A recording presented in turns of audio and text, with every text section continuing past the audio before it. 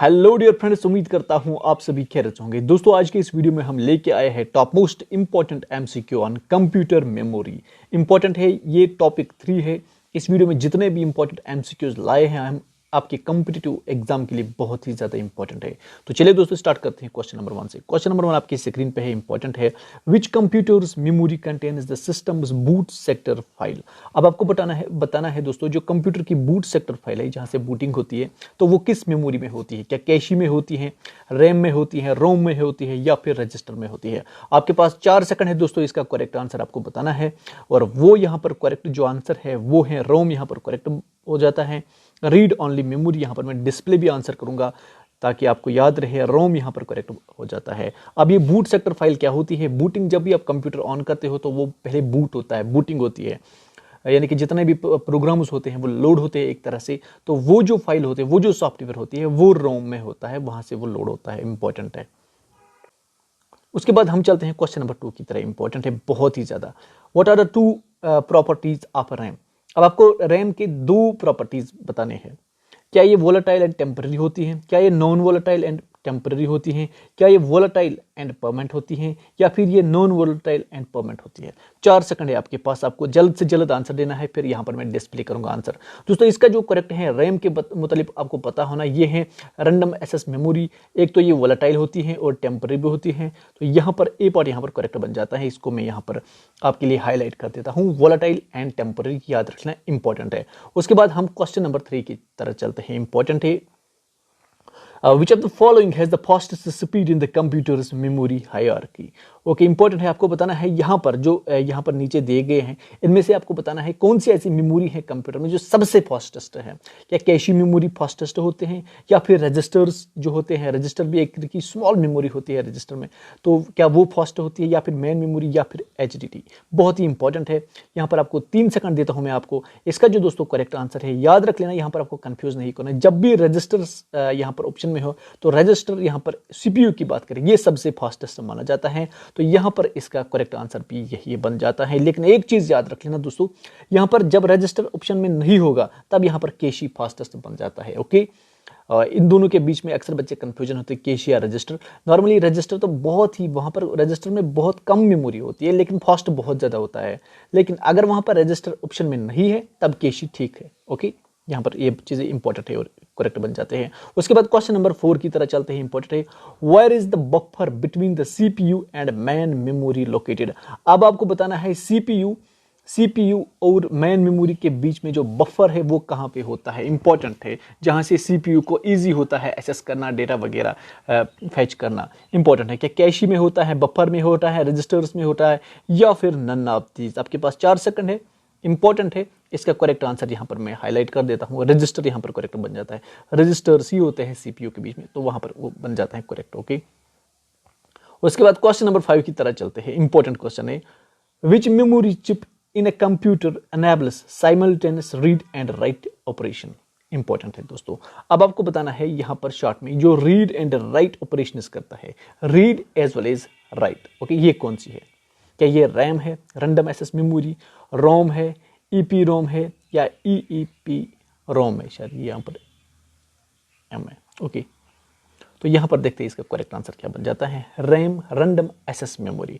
अब दोस्तों यहां पर आपको पता है ये रैंडम एक्सेस मेमोरी है, यहां पर read as well as write बन जाता है। Read as well as write. अब अगर रोम की बात करें, ये सिर्फ और सिर्फ रीड ओनली मेमोरी कहलाता है।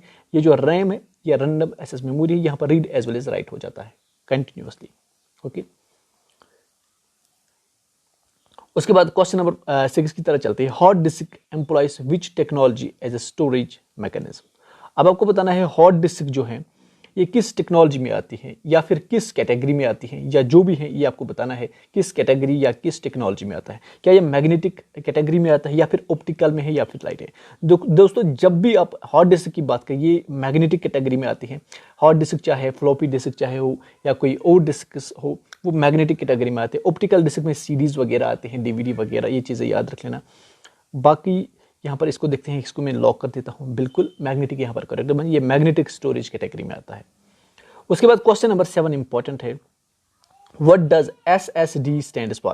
अब ये क्वेश्चन बहुत बार एग्जाम्स में आ चुका है और बहुत बार ये बहुत सारे स्टूडेंट्स को गलत भी होता है, क्योंकि ये लगता है इजी है, लेकिन यहाँ पर आपको बताना है क्या स्मॉल स्टोरेज डिवाइस हैं, सॉलिड स्टेट ड्राइव हैं, सिंपल स्टोरेज ड्राइव हैं, या फिर नन ऑफ दिस। बहुत ही इजी क्वेश्चन है। अब इसको मैं लॉक कर देता हूँ ताकि आपको यहाँ पर याद रहे। इसका जो करेक्ट आंसर है वो है सॉलिड स्टेट ड्राइव। यहाँ पर याद रखना, इंपॉर्टेंट बन जाता है कॉम्पिटिटिव एग्जाम के लिए। Okay, solid state drive. उसके बाद हम चलते हैं दोस्तों क्वेश्चन नंबर 8 की तरह। ओके, क्वेश्चन नंबर 8 आपकी स्क्रीन पे है, इंपॉर्टेंट है। Which of the following is the fastest memory? आपको इनमें से बताना है फास्टेस्ट मेमोरी कौन सी है। क्या हार्ड डिस्क फास्टेस्ट है, क्या डीवीडी रोम फास्टेस्ट है, स्टैटिक रोम फास्टेस्ट, या फिर कैशी फास्टेस्ट है? बहुत ही इजी क्वेश्चन है, आपको सिर्फ गेस करना है। इसका जो करेक्ट आंसर है वो यहाँ पर मैं लॉक कर देता हूं। बिल्कुल केशी यहाँ पर करेक्ट बनी। मैंने अभी आपको बताया केशी अगर ऑप्शन में है तो और रजिस्टर नहीं है तब फिर केशी सबसे फास्टेस्ट बन जाता है। यहाँ पर ये जितने भी ये हैं ये सिलो कैटेगरी में, हार्ड डिस्क तो बहुत ज़्यादा सिलो है, ये तो सेकेंडरी स्टोरेज में आता है। उसके बाद डीवीडी रोम ये भी तो उसी में आता है, स्टैटिक रोम वगैरह ये तो सारी सिलो है। केशी यहाँ पर फास्टेस्ट बन जाता है इस कैटेगरी में। ओके, अगर रजिस्टर ऑप्शन होता तब फिर चेंज बन जाता। दोस्तों अगर आपको किसी भी एमसीक्यू पे डाउट है या गलत हो जाता है कभी कभी, तो आप कमेंट सेक्शन में प्लीज जरूर लिख लीजिए कहाँ पे एरर है। ओके, उसके बाद क्वेश्चन नंबर 9 आपकी स्क्रीन पे ही इंपॉर्टेंट है। Which of the following is used in man memory? अब इन ऑप्शंस में आपको बताना है कि मैन मेमोरी में कौन सा चीज यहाँ पर यूज होता है। मैन मेमोरी जब बनाते हैं तो उसमें क्या हम डालते हैं, इंपॉर्टेंट है। क्या DDR बनाते हैं, डी रैम बनाते हैं, एस रैम बनाते हैं, या फिर पी रैम बनाते हैं? अब रैम्स के दो टाइप्स मेनली होते हैं, static RAM and dynamic RAM. अब यहाँ पर मेनली आपको बाकी जो ऑप्शन है वो तो एलिमिनेट हो जाते हैं। यहाँ पर इसका करेक्ट आंसर मैं लॉक कर देता हूँ। यहाँ पर डी रैम करेक्ट बन जाता है, डायनेमिक रैम यहाँ पर मैन मेमोरी में ज़्यादा होता है। ओके, ये चीज़ें याद रख लेना। उसके बाद यहाँ पर है क्वेश्चन नंबर 10 आपकी स्क्रीन पे ही इंपॉर्टेंट है। यहाँ पर क्वेश्चन नंबर 10 आपकी स्क्रीन पे है। Which of the following is not a part of auxiliary memory in a computer system? अब आपको बताना है ऑक्सिलरी मेमोरी जो होती है ना, तो इसमें से कौन सा इसके साथ पार्ट नहीं है। आपके पास चार ऑप्शन है, क्या पी रोम है, फ्लॉपी है, CD रोम है, या फिर मैग्नेटिक टेप्स है। इंपॉर्टेंट है, इसका जो करेक्ट आंसर है वो है पी रोम। यहाँ पर करेक्ट बन जाता है, क्योंकि ये जो पी रोम है ये मेन मेमोरी का पार्ट है। ऑक्सिलरी मेमोरी को हम सेकेंडरी मेमोरी भी कहते हैं। तो सेकेंडरी मेमोरी में आता है फ्लॉपी डिस्क भी है, इसमें CD रोम भी वगैरह आता है, मैग्नेटिक टेप्स भी सेकेंडरी कैटेगरी में आते हैं। अब बचा यहाँ पर पी रोम, ये तो आपको पता है ये मेन मेमोरी का पार्ट है। ओके, इंटरनल मेमोरी का। और ये हो गया क्वेश्चन नंबर 10। उसके बाद क्वेश्चन नंबर 11 आपकी स्क्रीन पे इंपॉर्टेंट है। What technology of memory is cache RAM usually? अब दोस्तों यूजुअली आपने कैशी के बारे में पता होगा, कैशी रैम के बारे में। अब ये कौन सी टेक्नोलॉजी, कौन सी कैटेगरी, कौन सी मेमोरी में आती है, इंपॉर्टेंट है। तो आपके पास 4 ऑप्शन है, अगर आपको पता है तो आप गेस कर लेना। यहाँ पर मैं हाईलाइट कर देता हूँ। यहाँ पर इसका जो आंसर है वो है स्टैटिक रैम। ये चीज़ें याद रखना इंपॉर्टेंट है। जो कैशी रैम होती है मोस्टली ये स्टैटिक रैम होती है। ओके, तभी ये कैशी जो है ना फास्ट बन जाती है। ओके, इंपॉर्टेंट है। उसके बाद क्वेश्चन नंबर 12 आपकी स्क्रीन पे है। Where is computer's BIOS stored? Important है, बहुत ही इंपॉर्टेंट क्वेश्चन है। अब आपको बताना है कंप्यूटर का जो बायोस होता है, BIOS means basic input output system. Okay, ये कहाँ पे लोकेटेड होता है, बहुत ही इंपॉर्टेंट है। क्या DRAM में होता है, फ्लैश में होता है, SRAM में होता है, या फिर EEPROM में होता है? 4 ऑप्शन आपके स्क्रीन पे। इसका जो करेक्ट आंसर है वो यहाँ पर मैं हाईलाइट कर देता हूँ, वो है फ्लैश मेमोरी। याद रख लेना, इंपॉर्टेंट है। नॉर्मली दोस्तों अगर यहाँ पर रोम फ्लैश ऑप्शन नहीं है, यहाँ पर याद रख लेना, अगर फ्लैश ऑप्शन नहीं है फिर अगर रोम मिलेगा आपको तो फिर उसमें कर लेना। अगर यहाँ पर फ्लैश ऑप्शन है तब यहाँ पर एग्जैक्टली ये करेक्ट बन जाता है। ओके, उसके बाद क्वेश्चन नंबर 13 आपके स्क्रीन पे है। The term bit stands for? बहुत ही इजी क्वेश्चन है ये, फॉर है। The term bit stands for megabyte, binary, या फिर binary digit, binary number. Exam में कंफ्यूज नहीं होना है, इसको मैं यहाँ पर लॉक कर देता हूँ। यहाँ पर बाइनरी डिजिट करेक्ट बन जाता है। ओके, उसके बाद क्वेश्चन नंबर 14 की तरफ चलते हैं, इंपॉर्टेंट है। A removable magnetic disk that holds information is?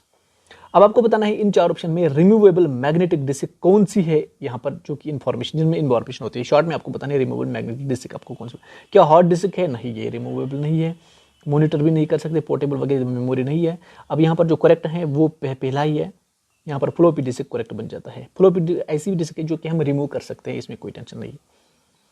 Okay, उसके बाद क्वेश्चन नंबर 15 है, इंपॉर्टेंट है बहुत ही ज़्यादा। When you first turn on a computer, बहुत ही इंपॉर्टेंट है। जब आप कंप्यूटर को ऑन करते हैं, the CPU is preset to execute instruction stored इन।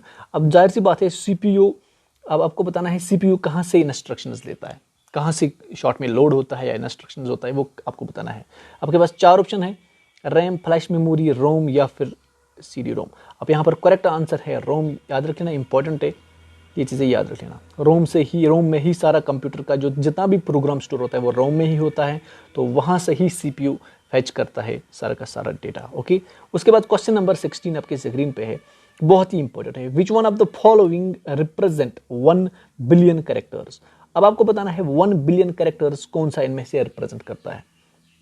क्या किलोबाइट करता है, क्या मेगाबाइट करता है, क्या गीगाबाइट करता है, क्या फिर टेराबाइट करता है। यहाँ पर मैं ऑप्शन को लॉक कर देता हूँ, आप गेस कर देना। यहाँ पर जो करेक्ट आंसर है वो बन जाता है गीगाबाइट। ओके, जीबी यहाँ पर रिप्रेजेंट करता है 1 बिलियन कैरेक्टर्स। अब ये किलोबाइट शायद 1000 कैरेक्टर्स रिप्रेजेंट करता है, ये 1000 कैरेक्टर्स रिप्रेजेंट करता है। मेगाबाइट जो है ना, ये 1 मिलियन रिप्रेजेंट करता है। इसी तरीके से ये जो गीगाबाइट है ये तो पता ही आपको 1 बिलियन करता है। ओके, ये टेराबाइट करता है 1 ट्रिलियन, ये 1 ट्रिलियन को रिप्रेजेंट करता है। ओके, ये 3-4 चीज़ें हैं, ये इंपॉर्टेंट है, एग्जाम में कभी कभी पूछते हैं अगर पेपर इजी होगा तो।